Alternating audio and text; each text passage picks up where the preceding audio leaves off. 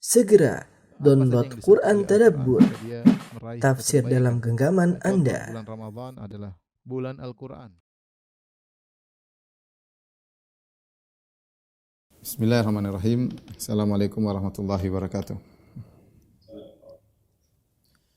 Alhamdulillahi ala ihsanih wa syukru lahu ala taufiqihi wa amtinanih wa asyhadu an la ilaha illallah wahdahu la syarika lahu ta'ziman li sya'nih wa asyhadu anna Muhammadan abduhu wa rasuluhu da'ila ridwanih. Allahumma salli alaihi wa ala alihi wa ashabihi wa ikhwanih. Para guru, para wali murid ya, siswa dan siswi Al-Wildan ya, yang dirahmati oleh Allah Subhanahu wa taala. Alhamdulillah pada kesempatan sore hari ini sambil menunggu berbuka puasa kita sama-sama saling mengingatkan di antara kita untuk semangat beramal soleh ya.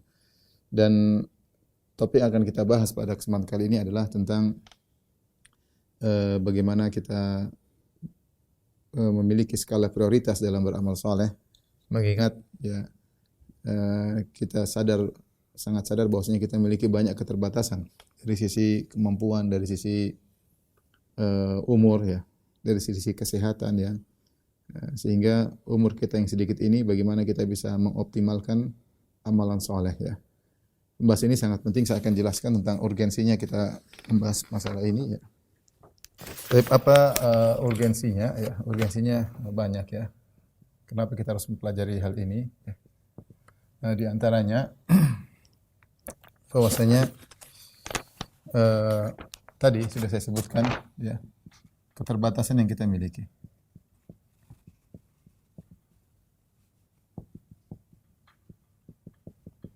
Dari sisi usia, kemudian kekuatan ya, kemudian juga materi. Usia kita sangat terbatas ya. Sementara yang menjadi patokan bagi Allah, adalah amal soleh. Kan menjadi patokan bagi Allah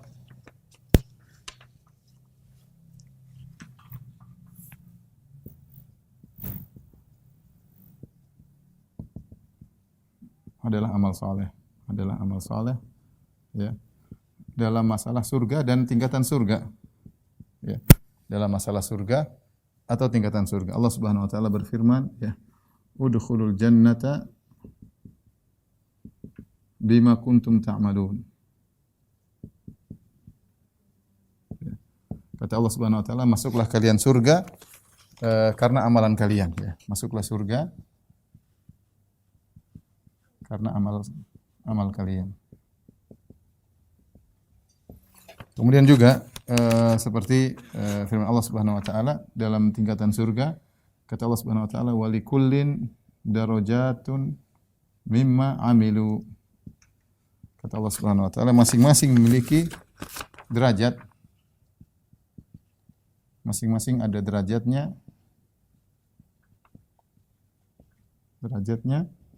Ya, di surga ya, di neraka maupun di surga berdasarkan amalannya. Berdasarkan amalan. Ya. Ini jelas ya, tentu kita tahu kita masuk surga karena rahmat Allah Subhanahu wa taala, tetapi rahmat Allah tersebut tingkatannya berdasarkan amal soleh seorang hamba, dan Allah Maha Adil. Allah Maha Adil. Ya. Semakin banyak seorang beramal soleh, maka semakin mudah masuk surga dan semakin tinggi derajatnya, semakin tinggi. Yang jadi masalah seperti saya katakan tadi, kita memiliki keterbatasan usia, kekuatan dan materi. Ada suatu hadis yang menakjubkan tentang ada dua orang sama-sama berhijrah pada Nabi sallallahu alaihi wasallam. Kemudian yang satu, dua orang ini sama-sama berhijrah, kemudian yang satu akhirnya berjihad, kemudian dan lebih semangat beribadah, kemudian dia meninggal dunia, ya. Dia meninggal dunia. Kemudian yang satu ternyata meninggalnya tahun depan. Kemudian salah seorang sahabat bermimpi dalam mimpinya bertemu dengan dua orang ini di surga, tetapi yang justru meninggal belakangan lebih dahulu masuk surga daripada yang meninggal di duluan. Dia melihat kok yang meninggal belakangan, yang setahun kemudian meninggal, lebih masuk surga duluan daripada yang mati syahid. Akhirnya hebohlah hal ini, jadi pembicaraan para sahabat. Akhirnya mereka bertanya kepada Nabi sallallahu alaihi wasallam, "Ya Rasulullah, kok bisa? Ya, ini mati syahid, yang satu belakangan, ya, setahun berikutnya baru meninggal dunia. Kenapa yang terlambat meninggal, yang panjang umur lebih dahulu masuk surga?" Maka kata Nabi sallallahu alaihi wasallam memberi jawaban jadi apa namanya? Pemikiran bagi kita. Kata Nabi sallallahu alaihi wasallam, "Alaisa qad asha sanah?" Bukankah dia telah hidup setelah itu setahun? "Alaisa qad adraka Ramadan fasama wa shalla fasajada kam sajdah?" Ya. Kata Nabi sallallahu alaihi wasallam, bukankah dia tinggal setahun setelah itu? Bukankah dia bertemu dengan bulan Ramadan? Bukankah dia sujud sekian sujud? Ya. Jadi orang yang meninggal belakangan ini ternyata dia duluan masuk karena amalan solehnya lebih banyak. Allah berikan dia kesempatan panjang umur sehingga dia lebih banyak beramal soleh daripada yang pertama. Dia dapat bulan Ramadan dan dia puasa, kemudian dia sholat, kemudian sujud, ya, membuat dia akhirnya mendapatkan derajat yang lebih tinggi. Kita tahu bahwasanya orang yang terbaik adalah man tala umuruhu wa hasuna amaluhu, yang panjang umurnya dan baik amalannya. Nah, kita ingin sih bisa punya amal banyak, ya, agar derajat kita semakin tinggi. Tapi kita pun tidak tahu apa yang terbaik bagi kita, ya. Bisa jadi kita berharap umur panjang, ternyata malah usia panjang diisi dengan kemaksiatan, bukan dengan kebaikan. Apalagi di zaman fitnah seperti sekarang ini.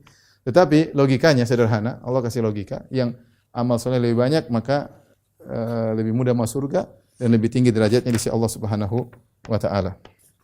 Oleh karenanya, hal ini menjadikan para sahabat bertanya kepada Nabi sallallahu alaihi wasallam, ya. Karenanya banyak sahabat yang bertanya kepada Nabi sallallahu alaihi wasallam tentang amal terbaik, ya. Amal terbaik, ya. Ini dalam hadis banyak. Ya Rasulullah, ayul amali afdal? Rasulullah, amalan apa yang paling dicintai? Kemudian juga dalam, ya Rasulullah, ayul amali ahabbu ilallah? Amalan apa yang paling afdal? Amalan apa yang paling dicintai oleh Allah? Dullani ala amalin idza amiltu dakhaltul jannah. Ya Rasul, tunjukkan aku suatu perbuatan, jika aku melakukannya aku masuk surga. Rasulullah SAW menjawab ini, jawab ya. Ada yang bertanya, ya Rasulullah, ayu imanin khair? Ya Rasulullah, iman apa yang terbaik? Rasulullah jawab lagi. Sering mereka bertanya, ya. Sering mereka bertanya kepada Nabi SAW tentang amalan terbaik, ya. Namun kita dapati ternyata jawaban Nabi berbeda-beda, ya. Ada yang disuruh puasa, ada yang disuruh jangan marah, ada yang disuruh berbakti kepada orang tua, ada yang disuruh jihad, ya. Jawaban Nabi berbeda-beda. Tapi para sahabat bertanya tentang amalan apa yang terbaik, ya. Kulli fil islami qaulan la as'alu anhu ba'dak, ya. Ba'dahu ghairaka. Ya Rasul, tunjukkan, sampaikanlah suatu aku wasiat yang aku akan mengerjakannya dan aku tidak akan bertanya lagi kepada orang lain. Jadi intinya para sahabat bertanya tentang amalan yang terbaik karena mereka sadar bahwasanya kemampuan mereka terbatas, sementara kesibukan juga banyak, umur terbatas, maka mereka berusaha mencari amal yang terbaik. Ternyata jawabannya berbeda-beda, ya. Ternyata jawaban Nabi sallallahu alaihi wasallam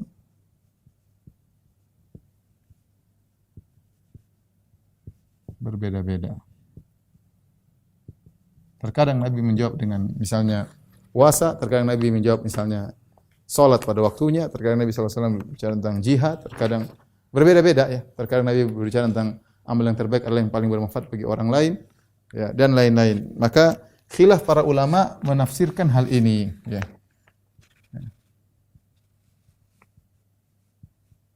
Tentang menafsirkan jawaban ini.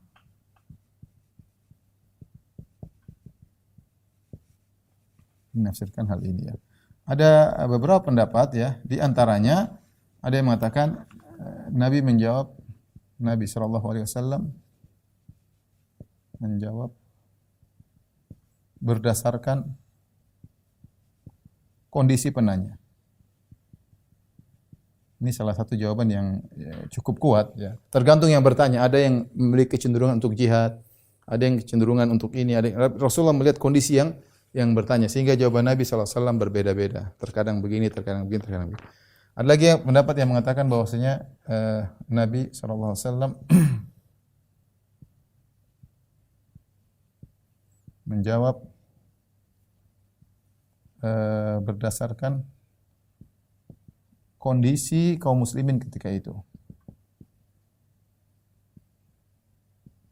Terkadang Nabi cenderung untuk menyuruh berjihad, terkadang Nabi cenderung untuk memberi makan kepada fakir miskin, terkadang kondisi nyaman maka cenderung kepada ibadah masing-masing, ya. Sehingga jawaban berbeda. Ada yang mengatakan bahwasanya semua jawaban tadi ketika Nabi mengatakan afdal, ya, yang terbaik, maka ditafsirkan dengan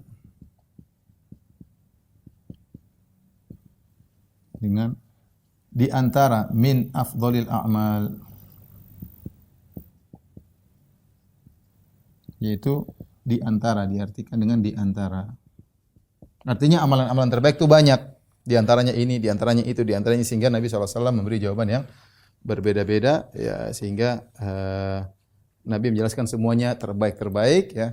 Tapi ini di antara yang terbaik. Ini di antara jawaban para ulama tentang hal ini. Tapi intinya saya ingin sampaikan bahwasanya para sahabat juga bertanya-tanya tentang amalan yang terbaik karena mereka ingin adanya skala prioritas, apa yang harus mereka utamakan untuk mereka kerjakan. Karena tadi kembali kepada keterbatasan kemampuan ekonomi, kesehatan, dan umur dan yang lainnya. Tapi di antara hal yang menunjukkan urgensinya akan hal ini, ya, banyak kesalahan, ya, dalam skala prioritas beramal saleh. Ini diingatkan oleh di antaranya oleh sebagaimana dijelaskan oleh Ibnu Jauzi dalam kitabnya Talbis Iblis. Kemudian juga di antaranya Ibnu Qayyim rahimahumullah dalam kitabnya Madarijus Salikin.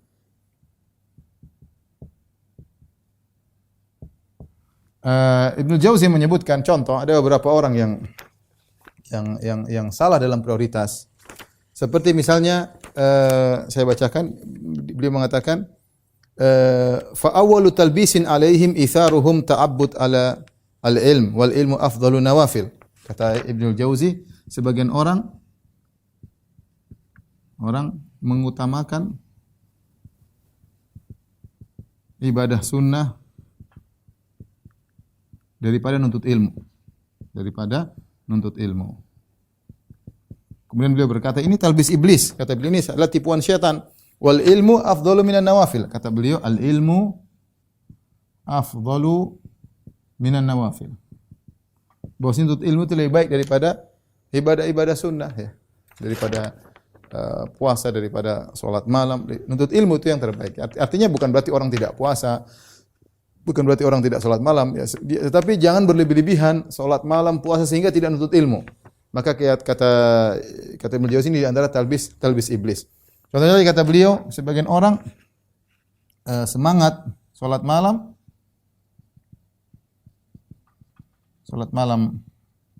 dan duha misalnya lebih dari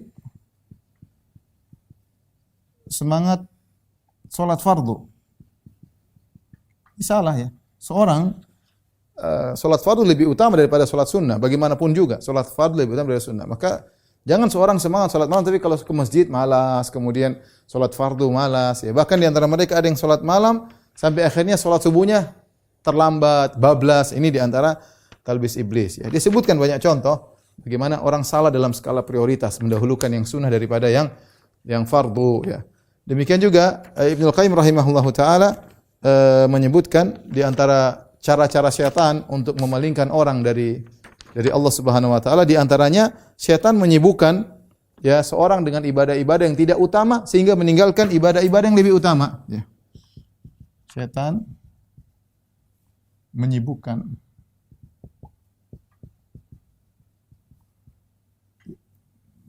seseorang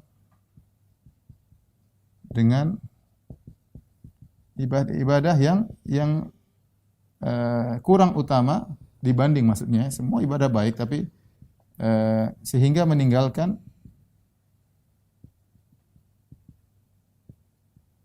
yang lebih utama. Jadi ini banyak ya. Banyak ya. Lihat betapa banyak orang semangat kalau ngurusi misalnya kawan-kawannya, sebenarnya dia lupa ngurus istrinya, lupa ngurus anak-anaknya. Lupa. Semangat dia mendakwai orang, dia lupa mendakwai anak dan istrinya. Contoh, dia ada yang utama dia tinggalkan ya.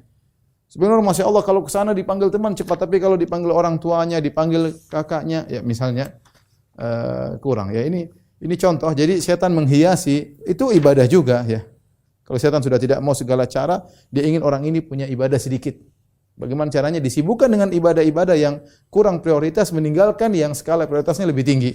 Ini di antara kesalahan yang terjadi. Belum lagi kita katakan di antara kesalahan fatal ya. Saya tambahkan di sini ya. Di antara kesalahan fatal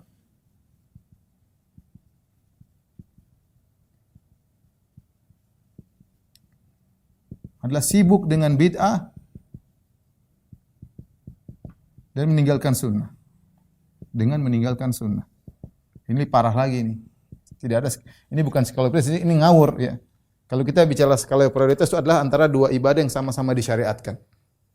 Itu baru kita pilih mana. Ini lebih parah daripada ini adalah mengerjakan yang bid'ah, meninggalkan yang sunnah. Dan ini banyak terjadi. Bid'ah begitu semangat dengan biaya yang begitu besar, yang sunnah mereka tidak kerjakan. Ya. Sehingga seorang lebih cinta kepada bid'ah daripada pada sunnah. Sibuk dengan bid'ah dan meninggalkan sunnah. Ya. Sunnah-sunnah Nabi Sallallahu Alaihi Wasallam. Ya. Contoh lagi ya, bahkan apa? Contoh banyak ya, tapi di antaranya contoh praktek khalwat yang dilakukan kaum sufi.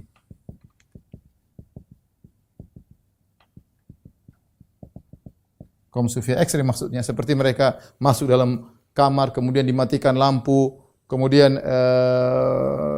40 hari tidak keluar, subhanallah, dia tinggalkan sholat Jum'ah, dia tinggalkan sholat berjamaah, betapa banyak pahala yang hilang dari dia. Ya, dia tidak silaturahmi, ada orang sakit tidak dia jenguk, subhanallah banyak ibadah ditinggalkan, terpedaya. Syaitan menghiasi bid'ah, sehingga dia masuk dalam bid'ah tersebut, banyak amal-amal saleh yang dia tinggalkan. Mending 40 hari, ada yang 4 bulan, ada yang bertahun-tahun, ada yang 7 tahun, ada yang puluhan tahun. Ya. Ini sangat disayangkan. Ini bukan lagi skala prioritas, tapi salah dalam membandingkan antara bid'ah dengan sunnah. Yang kita bicarakan poin kita bukan masalah bid'ah dan sunnah, tapi antara sunnah dengan sunnah, antara ibadah dan ibadah, mana yang lebih dahulu kita utamakan mengingat keterbatasan kita. Ya. Ini di antara kesalahan-kesalahan. Kemudian yang perlu kita ingat juga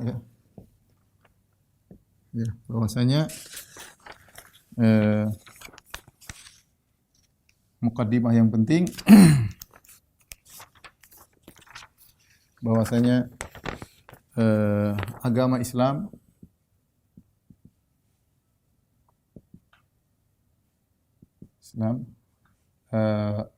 apa namanya, ada porsinya masing-masing ya.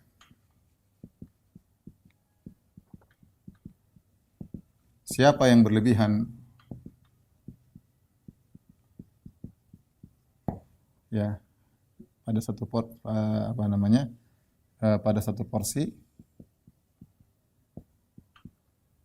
akan menumbalkan porsi yang lain.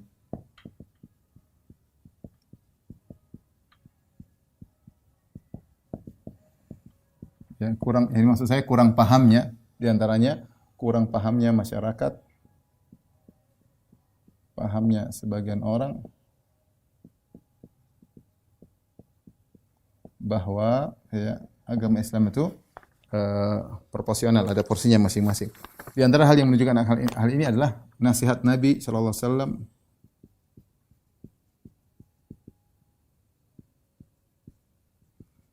kepada Abdullah bin Amr bin As.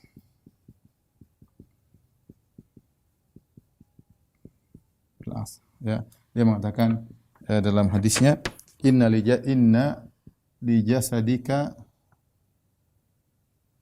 alaika haqqan. Kemudian wa inna li ainaika Di ainaika, matamu haqqan, ya. Sungguhnya jasadmu punya hak, matamu juga punya hak, ya. Kemudian wali zaurika alaika haqqan.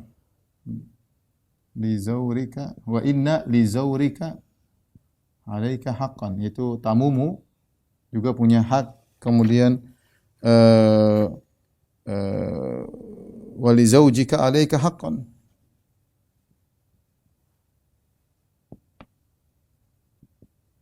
Ya.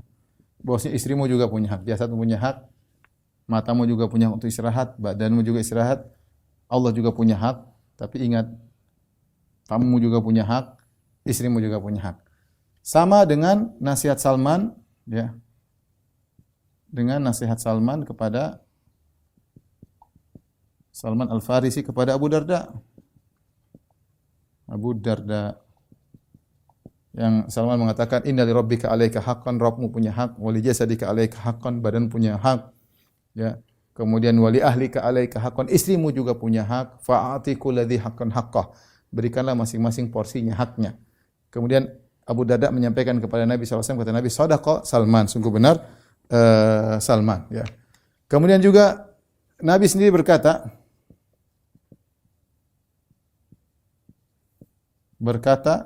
kepada 3 orang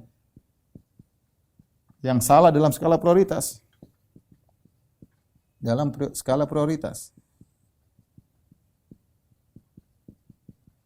Ketidakpemahaman tentang Islam ini adalah agama yang proporsional, ada porsinya, sehingga bisa salah dalam skala prioritas. Seperti ketika ada 3 orang yang datang, satunya berkata, ini usolli wala anam, saya akan salat malam terus dan tidak tidur. Pokoknya tiap malam salat malam. Satu mengatakan wa asumud dahar wala uftir, aku akan puasa setiap hari, aku tidak pernah berbuka. Yang satu berkata sa'atazilun nisa, aku akan meninggalkan para wanita, ya. Maka Nabi SAW menegur mereka. Kata Nabi SAW, antumul ladzina qultum kadza wa kadza, kalian yang berkata demikian. Kata Nabi SAW, fa inni akhsyakum lillah wa atqakum, aku ini orang yang paling bertakwa kepada Allah dan yang paling takut kepada Allah daripada kalian semuanya. Walakinni usolli wa anam, tapi saya salat dan saya tidur, ya. Wa asum wa uftir, aku berpuasa dan aku berbuka. Wa atazawwajun nisa, dan aku menikahi para wanita. Waman raghiba an sunnati falaysa minni, barang siapa yang benci dengan sunnahku maka bukan dari golonganku. Ini di antara hal-hal urgensi yang perlu kita ketahui agar kita tidak salah dalam skala prioritas. Tolong dihapus. Habis ini baru kita akan sebut tentang bagaimana kita bisa beramal soleh dengan sebaik-baiknya. Taib, ikhwan dan akhwat, para guru, para wali murid, para santri, ya, sekolah Al-Wildan yang dirahmati Allah Subhanahu wa taala, kita akan bahas sekarang tentang bagaimana amal prioritas, amal apa yang harus kita perhatikan agar pahalanya sebesar-besarnya, mengingat keterbatasan kita yang sangat kita sadari, ya. Umur bertambah, ya. Kekuatan semakin lemah, ya. Di antara kita mungkin ada yang sudah sangat tua, ya. Oleh karenanya kita harus punya prioritas dalam beramal.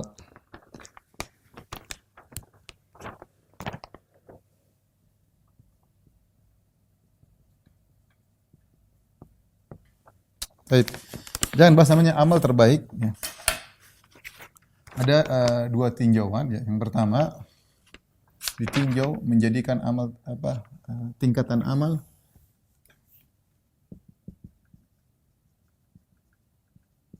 ditinjau dari amal itu sendiri.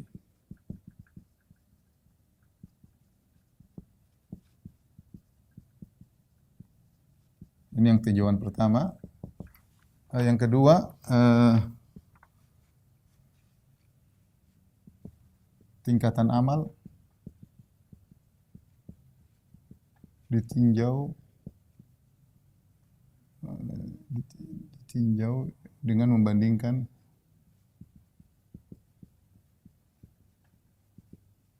dengan amal yang lain, Jadi ada 2 tinjauan. Tinjauan kita meninjau dari amal itu sendiri, yang tinjauan kedua jika dibandingkan dengan amal yang lain. Baik. Yang pertama ditinjau dari amal itu sendiri, ya, bahwasanya amal itu berbeda-beda, amal itu bertingkat-tingkat.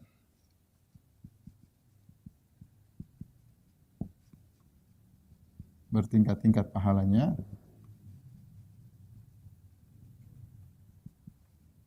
Dari banyak sisi.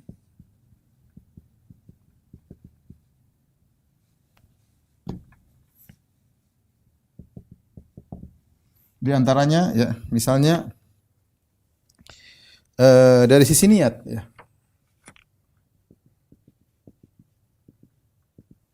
Semakin ikhlas, maka semakin besar pahala.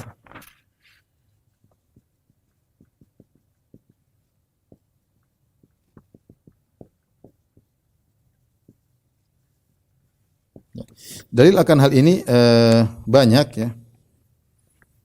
Contoh ya, seperti firman Allah Subhanahu wa taala, "Faman kana yarju liqa'a rabbih falyamal amalan shalihan." Falyamal amalan shalihan wa la yusyrik bi ibadati rabbih ahada. Di akhir surat Al-Kahfi. Kata Allah, siapa yang ingin bertemu dengan Allah, ingin masuk surga, falyamal amalan saleh, maka lakukan amal saleh wala yusyrik. Jangan berbuat syirik sama sekali. Jangan berbuat syirik sama sekali, itu ikhlas kepada Allah. Maka semakin seorang ikhlasnya kuat, semakin tinggi pahalanya di sisi Allah Subhanahu wa taala. Allah juga berfirman, "Linabluwakum ayyukum ahsanu amala."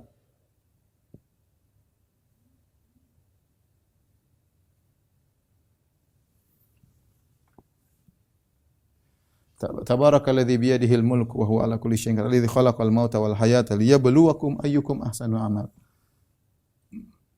Liyabluwakum ayyukum ahsanu amala. Allah ingin menguji kalian siapa yang terbaik amalannya. Di antaranya perkataan Fudail bin Iyad yaitu akhlasuhu. Ahsan di antara maknanya adalah akhlasuhu, yang paling ikhlas. Akhlasuhu, yang paling ikhlas itu yang dicari oleh Allah, yang paling terbaik amalannya. Kemudian juga di antara dalil yang menunjukkan akan amal memiliki pengaruh seperti firman Allah Subhanahu wa taala, "Matsalul ladzina yunfiquna amwalahum fi sabilillah kamatsali habbatin ambatat sab'a sanabila fi kulli sumbulatin mi'atu habbah wallahu yudha'ifu liman yasha." Wallahu yudha'ifu liman yasha. Artinya Allah melipat gandakan kepada pahala kepada siapa yang Allah kehendaki. Apa tingkatan Allah melipat gandakan? Sebagian salaf mengatakan tergantung keikhlasan. Tergantung keikhlasan. Semakin ikhlas Allah semakin melipat gandakan. Padahal sebelumnya Allah mengatakan perumpamaan orang yang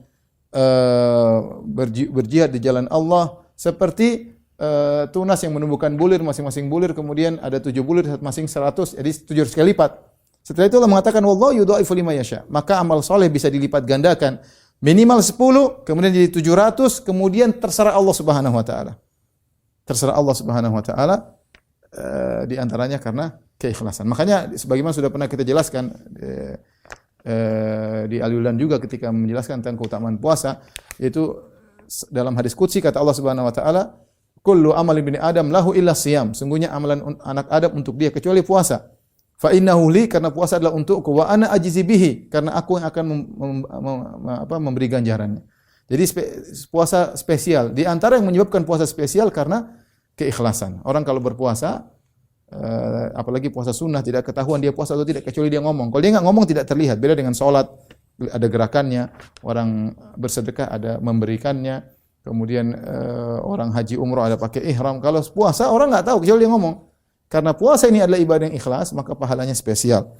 Di antara dalilnya. Wallahu yudha'ifu liman yasha. Kemudian juga firman Allah Subhanahu wa taala, "In tubdu shadaqati fa ni'mahi wa in tukhfuha wa tu'tuha al-fuqara fa huwa khairul lakum." Kata Allah Subhanahu wa taala, kalau kalian menampakkan sedekah ikhlas, baik. Kalian menampakkan sedekah, in tubdu shadaqati fa ni'mahi. Kalian nampakkan sedekah di depan orang, kalian ikhlas enggak apa-apa. Itu baik. Tetapi yang lebih baik wa in tukhfuha, tapi kalau kalian sembunyikan, wa tu'tuhal fuqara, kalian berikan pada fakir miskin, fa huwa khairul lakum, itu lebih baik. Menunjukkan semakin ikhlas semakin baik. Di antara dalil yang jelas akan hal ini adalah kisah ya 7 golongan yang dinaungi Allah.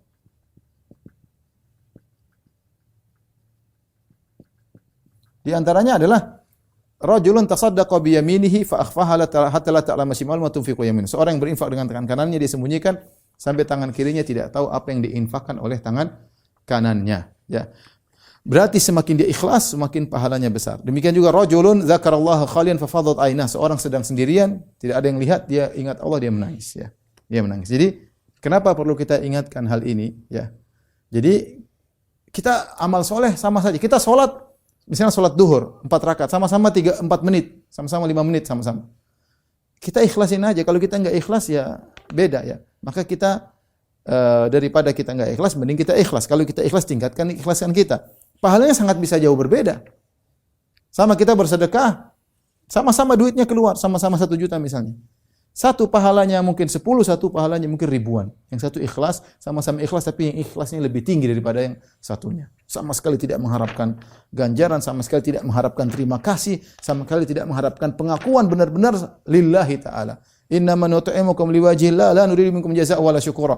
Kami beramal karena Allah, kami tidak butuh terima kasih dan tidak butuh balas budi. Jadi kita di antara untuk membuat amal kita menjadi terbaik, kita perhatikan niat kita, ya. Jadi ini artinya prioritas. Jadi waktu sama-sama jalan, ya. Waktu sama-sama, sama duit sama-sama dikeluarkan. Salat juga 5 menit sama-sama 5 menit. Tapi pahalanya bisa sangat jauh berbeda. Ditinjau dari bisa menjadi tingkatannya sangat tinggi karena niat yang berbeda, ya.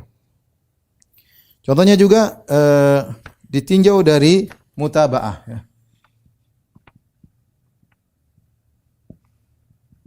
Al-ittiba, mengikuti Nabi sallallahu alaihi wasallam, atau mutabaah, ya. Mencontohi Nabi, meneladani Nabi.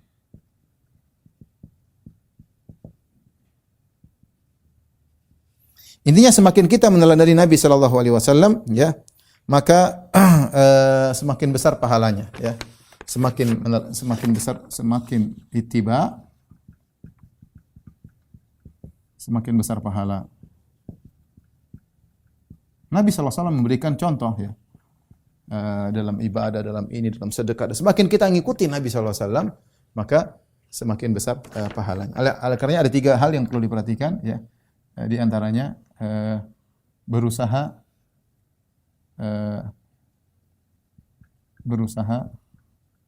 sama amalnya. Makanya Nabi SAW mengatakan, "Shallu kama ra'aitumuni usalli." Nabi mengatakan, "Salatlah, shallu kama ra'aitumuni usolli." Kata Nabi SAW, ini tentang salat. Salatlah sebagaimana kalian melihat aku salat. Dalam haji kata Nabi SAW, "Khudhu anni manasikakum." Manasikakum. Ambillah tata cara haji dariku. Tata haji kalian, manasik haji kalian, ambillah dariku. Nabi suruh ngambil dari. Kata Nabi SAW ketika ada menasihati Utsman bin Maz'un. Utsman bin Maz'un yang kurang perhatian sama istrinya. Malam, salat malam, siang, puasa istrinya sampai tidak perhatikan dirinya. Akhirnya istri Nabi datang kepada Nabi cerita, "Ya Rasulullah, istrinya Utsman bin Maz'un begini-begini." Akhirnya Rasulullah ketemu Utsman bin Maz'un yang sangat rajin beribadah. Kata Nabi SAW, "Ama laka biya uswah, tidakkah aku jadi teladan bagimu, wahai Utsman bin Maz'un?"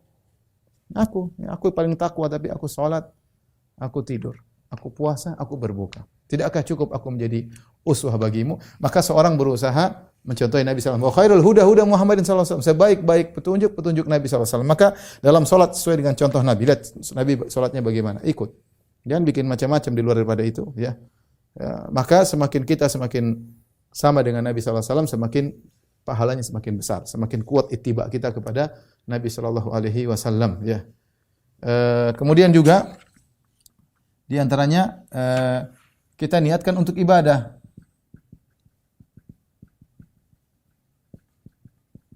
Ketika kita melakukan kegiatan tersebut, niatkan untuk ibadah. Ini juga penting karena Nabi SAW ketika bahkan dalam masalah muamalah bukan hanya berniat muamalah, tapi berniat menjalankan perintah Allah Subhanahu Wa Taala. Ini poin harus kita penting. Kita perhatikan, bermuamalah dengan istri, bermuamalah dengan anak-anak, kita niatkan ibadah. Ya, bermuamalah dengan tetangga, niatkan untuk ibadah. Bermuamalah dengan kawan-kawan, kita niatkan untuk beribadah kepada Allah Subhanahu Wa Taala. Ya. Kemudian juga semakin jauh dari dosa, semakin besar pahala. Ya. Tentu puasa ya kalau puasanya Nabi tentu jauh dari maksiat. Maka kita berusaha ketika melaksanakan ibadah semakin jauh dari maksiat agar ittiba kita, teladan kita kepada Nabi, uswah kita kepada Nabi semakin sempurna ya. Makanya Rasulullah SAW mengatakan man hajja wa lam yarfuth wa lam yafsuq raja min dzunubi ka yaumil waladatuhu ummuhu. Siapa yang berhaji tidak berkata-kata kotor ya, tidak melakukan rafas, tidak melakukan kemaksiatan, bersih dari dosa-dosanya seperti baru dilahirkan dari perut ibunya. Jadi haji yang paling maksimal, yang terbaik, yang sesuai dengan teladan adalah haji yang tanpa maksiat. Sama puasa juga demikian. Puasa yang terbaik adalah puasa yang tanpa maksiat, yang semakin seorang menjaga pandangannya, semakin seorang menjaga lisannya. Makanya Nabi SAW mengatakan, "Idza kana yaumu siyami ahadikum fala yarfuth wala yajhal wala yaskhab wala yujadil." Kalau kalian sedang berpuasa, maka jangan teriak-teriak, jangan melakukan perbuatan orang bodoh. Jangan marah-marah, jangan berjidal. Wa in sabbahu ahadun aw qatalahu falyakul imra'un shaim. Kalau ada yang ngajak bertengkar, jangan digubrisi, jangan direken, biarin aja, cuekin aja. Ya. Karena kalau kita ingin ittiba, maka kita berusaha dalam pelaksanaan ibadah kita jauhkan diri dari segala bentuk kemaksiatan. Kemudian juga di antaranya dikerjakan pada waktu yang tepat. Ya. Ditinjau dari waktu yang tepat. Waktu pengerjaan yang tepat.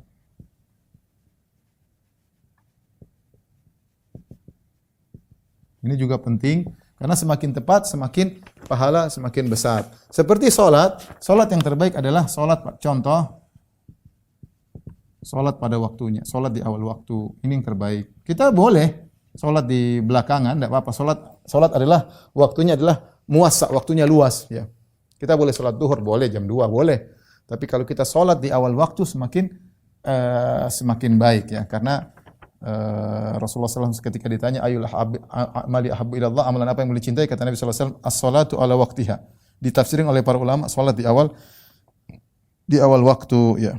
Misalnya istighfar ya di waktu sahur.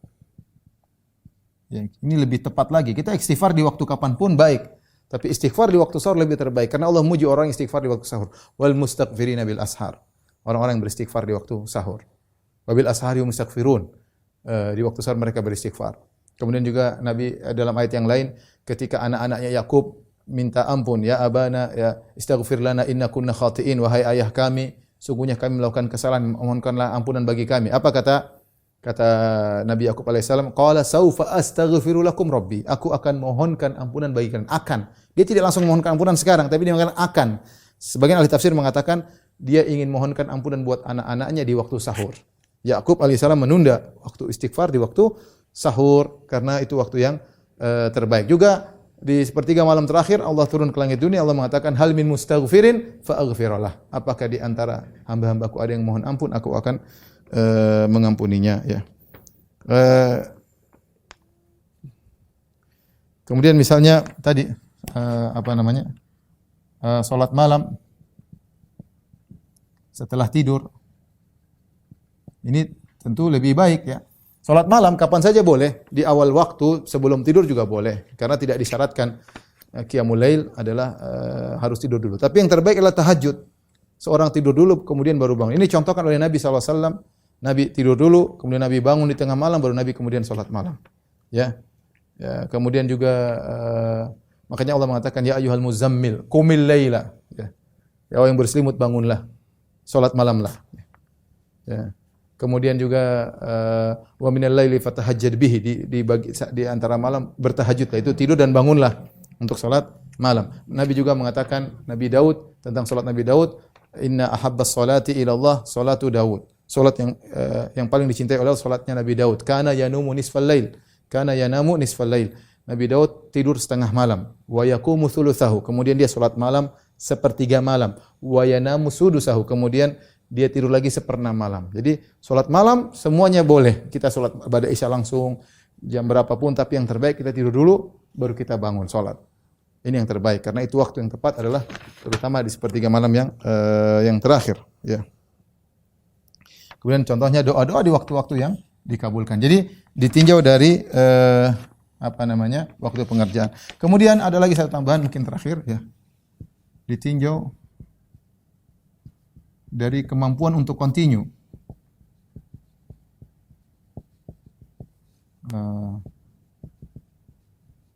Berkesinambungan ya. Nabi SAW mengatakan ahabbul a'mal ilallah wa ahabbul amali ilallah adwamuhu wa inqal. Kata Nabi SAW, amal yang paling dicintai Allah yang paling continue. Amal yang paling dicintai Allah, yang paling continue, yang paling berkesinambungan. Meski sedikit. Ya. Atau ini mungkin kita masukkan ke salah yang satunya, bukan di sini, tidak pas ya. Ini ini dibandingkan dengan amal yang lain ya. Lebih pas di sebelah sini. Oke, sekarang kita masuk pada tingkatan amal ditinjau dengan membandingkan dengan amal yang lain ya. Tadi kita sebutkan tadi yang pertama yang paling continue. Ya. Habbul amali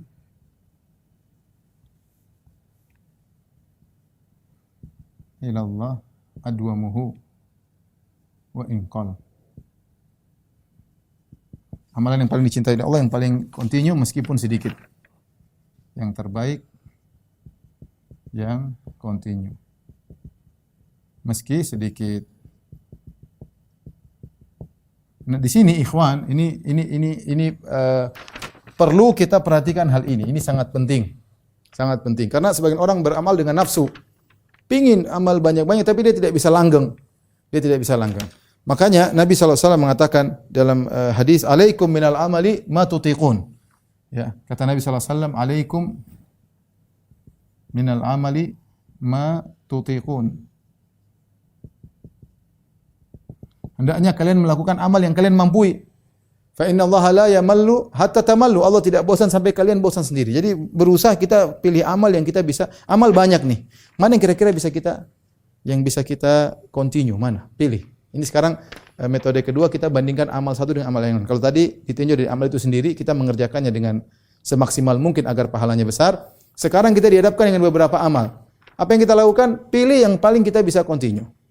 Makanya ketika Aisyah radhiyallahu taala anha ditanya tentang amal Nabi sallallahu alaihi wasallam, kata Aisyah, "Kana amaluhu dima." Ya, kata Aisyah, qalat Aisyah, "Kana amaluhu dima." Itu amal Nabi sallallahu alaihi wasallam continue. Nabi kalau sudah beramal, beliau continue ya. Di sini tadi saya ingatkan kita berusaha kalau beramal jangan ngoyo, maksud saya jangan ngoyo kemudian kita mandek di jalan. Lalu mandek di jalan.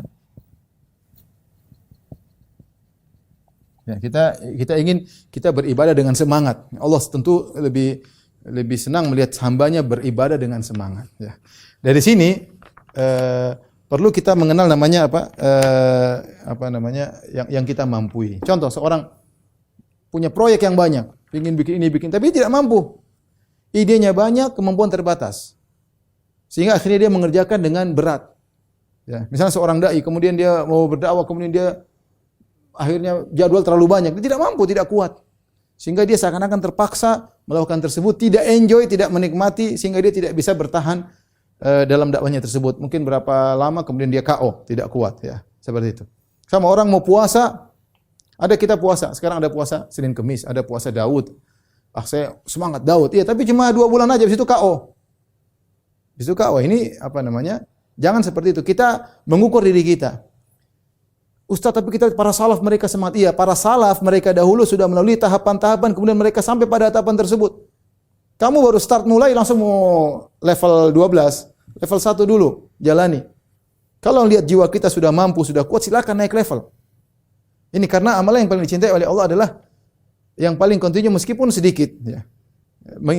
Sedikit tapi continue lebih Allah suka daripada banyak-banyak kemudian putus di tengah jalan. Nah, ini yang kita mau cari pahala ya. Ada di depan kita. Sekarang ada orang misalnya datang kepada antum, ini ada proyek gini. Bisa enggak kamu gabung dengan kita, satu lagi bisa gabung dengan. Kita lihat mana yang kita gabung nih, misalnya ada 5 yayasan.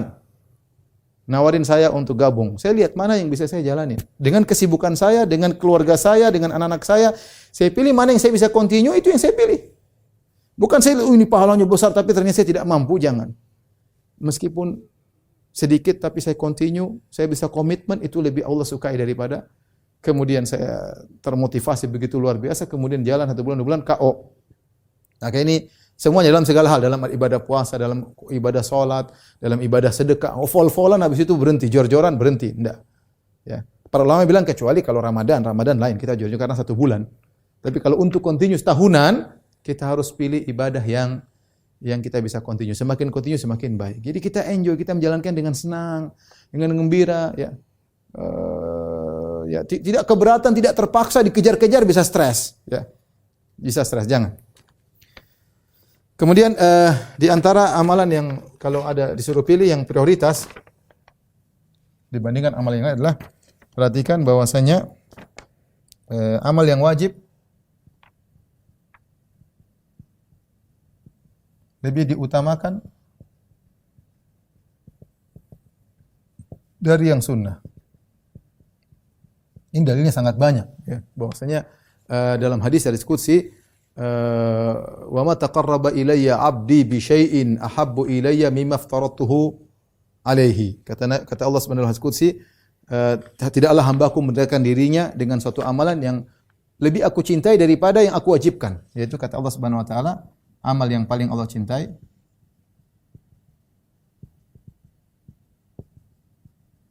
adalah yang wajib. Ya, yang wajib. Maka jangan sampai kita salah prioritas. Kita sedekah semangat, begitu bayar zakat enggak semangat. Ya, sedekah sunnah. Zakat wajib, pahala zakat lebih besar daripada pahala sunnah. Sama tadi, jangan salah prioritas. Semangat untuk sholat 2 rakaat sebelum subuh, sholat subuhnya kita cuekin. Ini salah dalam prioritas, ya. Ingat, yang lebih wajib lebih Allah sukai. Contohnya lagi seperti sedekah wajib. Kata Nabi SAW, dirhamun anfaqtahu fi raqabah, wa dirhamun anfaqtahu fi sabilillah, wa dirhamun anfaqtu ala miskin, wa dirhamun dinarun anfaqtahu fi raqabah, dinarun anfaqtahu fi sabilillah, dinarun anfaqtahu fi raqabah, wa dinarun anfaqtahu ala ahlik a'zamuhu ajran alladhi anfaqtahu ala ahlik. Sekeping dinar yang kau infakkan untuk orang miskin, sekeping dinar yang kau infakkan untuk fi sabilillah, sekeping dinar yang kau infakkan untuk budak, sekeping dinar yang kau infakkan untuk di jalan Allah yang paling besar pahalanya, yang kau infakkan ke keluargamu, yang paling besar pahalanya adalah sekeping dinar yang kau keluarkan untuk keluargamu. Kenapa? Karena menafkahi keluarga wajib. Kepada yang lain sunnah, ya. Maka jangan sampai kita salah. Ya, Syekh Utsaimin menyampaikan hal ini. Jangan sampai seorang ketika dia berinfak kepada selain keluarganya dia merasa berpahala, ketika berinfak kepada anak istrinya dia perhitungan ini tidak merasa dapat pahala. Padahal ini wajib lebih disukai oleh Allah daripada yang sunnah. Tadi Nabi sudah bilang. Nabi sudah bilang. Jadi yang wajib lebih dicintai oleh Allah Subhanahu wa taala daripada yang sunnah. Lihat Nabi SAW mengatakan, khairukum li ahli wa ana khairukum li ahli. Sebaik-baik kalian terbaik bagi istrinya dan aku adalah suami yang terbaik. Jangan sampai kalian salah dalam skala prioritas. Sama kawan-kawan punya waktu ngobrol, ngeraktir, sama anak istri tidak diperhatikan. Kalau bicara dengan istri kaku, kemudian merendahkan, kemudian banyak hal, kurang ramah dan yang lainnya. Salah. Kita lebih wajib untuk berbuat baik kepada istri daripada kepada teman-teman, ya. Ya, ini teman hidup kita, ya. Yang mengandung anak-anak kita dan banyak hal, ya. Jadi jangan sampai salah prioritas, yang wajib harus lebih diutamakan daripada yang sunnah. Kemudian di antaranya amal yang manfaatnya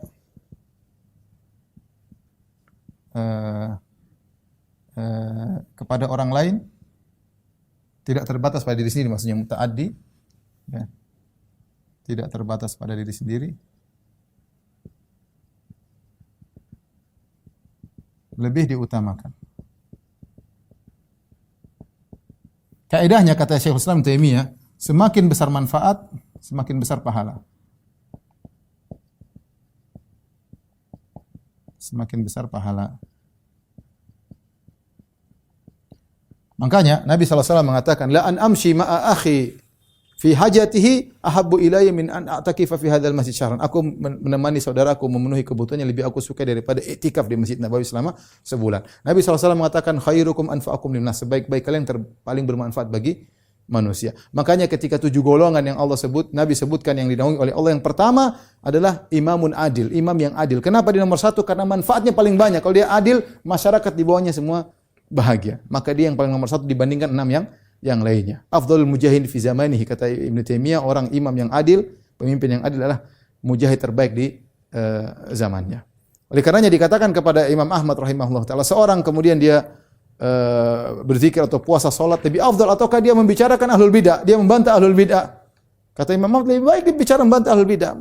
Manfaat bagi banyak orang. Banyak orang terpedaya dengan bid'ah, kemudian dia jelaskan ini tidak benar, itu lebih afdal karena manfaatnya berkaitan dengan masyarakat. Ya, makanya Nabi SAW mengatakan, fadlul alim alal abid ka fadlil qamari ala sairil kawakib. Bahwasanya keutamaan orang alim dibandingkan orang ahli ibadah seperti rembulan dibandingkan dengan seluruh bintang. Bintang jumlahnya ribuan, mungkin jutaan, tapi lebih afdal satu rembulan. Kenapa? Rembulan yang memberi penerangan kepada bumi. Satu orang alim lebih afdal daripada ribuan ahli ibadah. Kenapa ahli ibadah? Dia manfaatnya buat dirinya sendiri. Tapi orang alim, dia menjelaskan, mengingatkan umat akan keburukan, memotivasi umat untuk kebaikan. Maka meskipun dia satu, dia lebih afdal daripada ribuan bintang. Dalil terlalu banyak ya. Maka dalam Al-Quran juga banyak Allah mengatakan wallahu yuhibbul muhsinin, Allah mencintai orang yang berbuat ihsan, berbuat baik kepada orang lain. Seperti Allah menyebut tentang ciri-ciri orang yang penghuni surga. Uiddat lil muttaqin, Allah siapkan surga bagi orang yang bertakwa. Siapa mereka? Alladzina yunfiquna fis sarra'i wad dharra'i wal kadhiminal ghaidh wal 'afina 'anil nas. Orang-orang yang berinfak dalam kondisi lapang, dalam kondisi sulit, berkaitan orang lain. Wal kadhiminal ghaidh, dia menahan amarahnya berkaitan orang lain. Wal 'afina 'anil nas, memaafkan orang-orang. Jadi ingat, kalau ada amal salah satunya lebih afdal, lebih manfaat, kita kerjakan ya. Kita kerjakan itu, tinggalkan yang manfaatnya untuk terbatas pada diri sendiri. Makanya tadi Ibnu Jauzi mengatakan ada orang sibuk salat malam, sibuk puasa, tidak nutut ilmu. Dia telah terpedaya oleh setan, talbis iblis. Kalau nutut ilmu bermanfaat banyak, dakwah berkembang di sana sini, masyarakat mengenal sunnah, masyarakat meninggal perkara yang haram. Ya. Kita bilang lihat sebagian dai, masya Allah, begitu dia datang kemudian berdakwah, banyak orang meninggalkan riba. Dulu mungkin orang jarang-jarang meninggal, tapi dia berdakwah dengan kencang, akhirnya banyak meninggalkan riba. Ada dai yang datang dengan semangatnya dia mendakwah, mengorbankan dirinya sampai orang meninggalkan banyak kesyirikan. Butuh perjuangan. Jangan kemudian sibuk dengan dirinya, itu talbis iblis, sibuk dengan ibadah untuk dirinya, dia lupa bahwasanya manfaat kepada orang banyak lebih dianjurkan. Ya. Kemudian di antaranya, ya, ini sangat penting ya.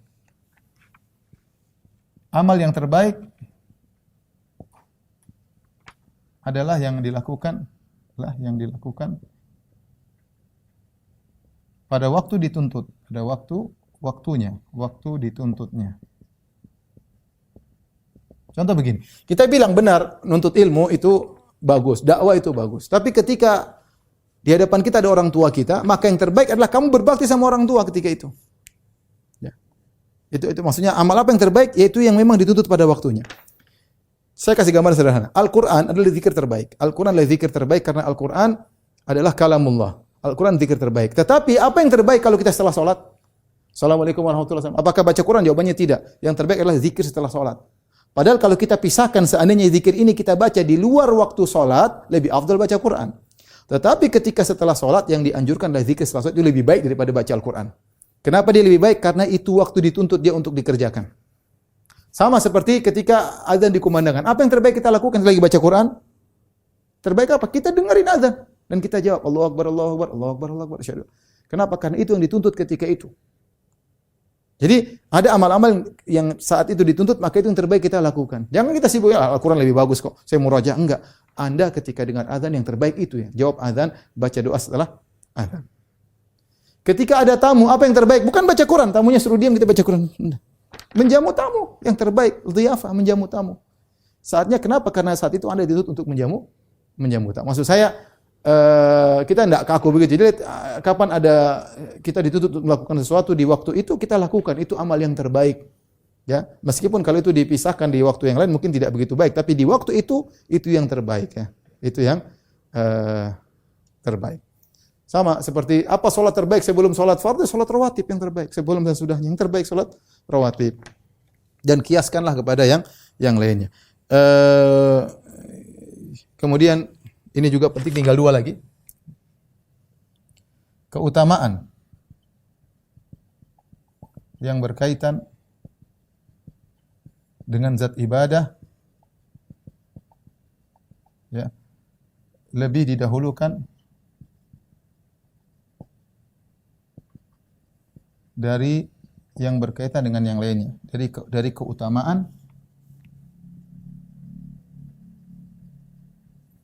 yang berkaitan dengan tempat misalnya, dengan yang lainnya. Contoh begini, contoh ya.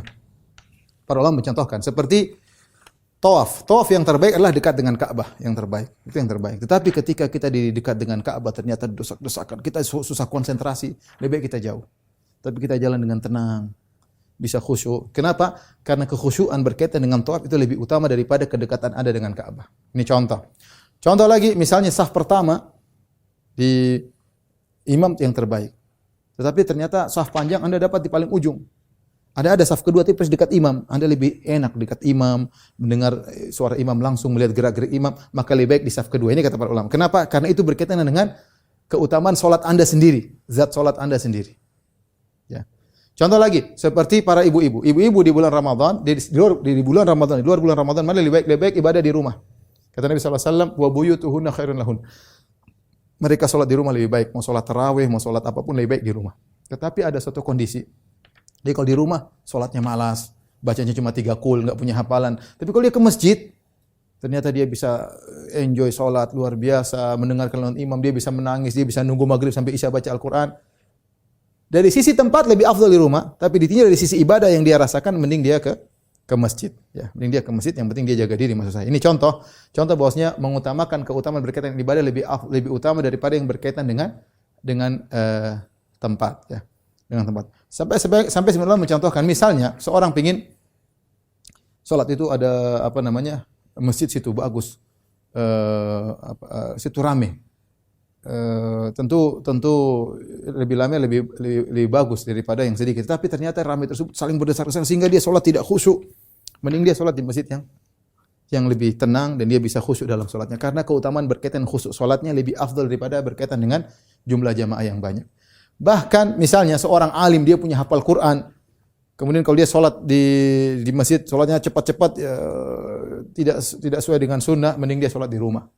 Ya, meskipun keutamaan tempat di masjid salat tarawih lebih afdal daripada di rumah, tapi kalau dia di masjid kacau dia salatnya tidak sesuai dengan sunnah, mending dia salat di rumah. Ini contoh bahwasanya ibadah keutamaan yang berkaitan dengan zat ibadah lebih utama daripada berkaitan dengan tempat. Yang terakhir, mohon maaf ya pada Ustaz Agus karena kita menunggu berbuka kan, jadi dilama-lama ini. Yang terakhir ya, berusaha tekun dengan pintu ibadah yang dibuka di pintu ibadah yang Allah buka baginya.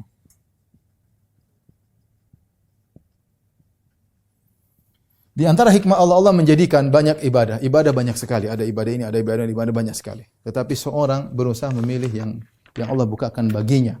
Ya, ada orang dibukakan pintu sedekah, masya Allah. Ada orang dibukakan pintu salat malam. Ada orang, ya artinya dia tekuni. Kalau Allah sudah bukan bagi dia, tekuni. Dia dibukakan pintu ilmu, dia tekuni. Bisa jadi itulah pintu terbaik bagi dia. Dengan bukan berarti melalaikan yang lain, tidak. Tapi dia tekuni apa yang Allah bukakan bagi dia. Ada orang yang diberi kemudahan untuk sosial kemana-mana. Ada orang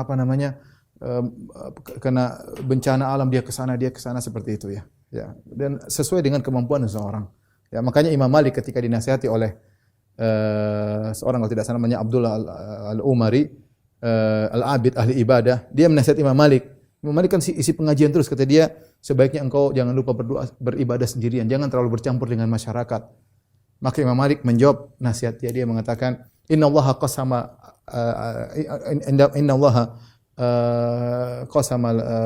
ta'at kama qasamal arzak ya. Ya, sungguhnya Allah Subhanahu wa taala membagi ketaatan sebagaimana Allah membagi rizki-rizki ya. Di antaranya man futihalahu fi salat wa lam yuftalahu fi shaum. Di antara manusia ada yang dibukakan pintu salat tapi salat puasa susah. Sebaliknya ada yang dibukakan pintu puasa rajin, salat malam susah.